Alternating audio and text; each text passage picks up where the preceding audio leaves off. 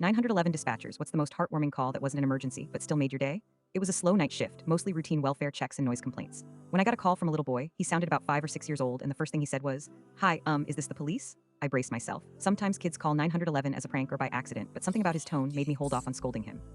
"Yes, buddy, what's going on?" There was a long pause, then he whispered, "I need help tying my shoe." I almost laughed, but he sounded so serious about it. Instead, I asked where his parents were. "Mom's sleeping, she works at night, and I got to tie my shoe before I go to school tomorrow." My heart just about melted. I told him I'd be happy to teach him, but I needed to make sure he was safe. He assured me he was home, doors locked, everything fine. He just really wanted to learn to tie his shoes by himself. So I took a deep breath and gave him a step-by-step rundown. I could hear him grunting and struggling on the other end. After a few minutes of failed attempts, I said, "Okay, one more time, loop, swoop, and pull."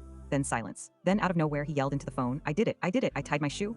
I cheered for him like he had just won the Olympics. He thanked me, then politely said, "Okay, I got to go now, bye," and hung up before I could even respond.